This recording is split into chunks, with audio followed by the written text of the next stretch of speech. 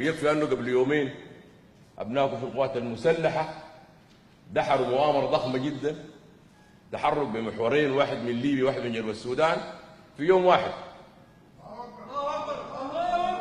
اللي جاي من جنوب السودان انا ما عارف اخر التفاصيل، لكن اخر التفاصيل عندي المتحرك دخل ب 64 عربيه، اللي لغايه امبارح قبضوها واللي دمروها 59، في 4 عربات ظل لغايه انقبضت برضه.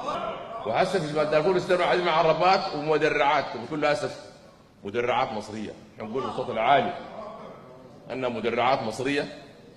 المصريين احنا حاربنا 17 سنه ما دعمونا بطلقه، والذخائر اللي اشتريناها انا كنت قائد منطقه كانت ذخائر فازه، وحاربنا معاهم من بدايه اكتوبر من 67 احنا معاهم في الجبهه بنحارب معاهم.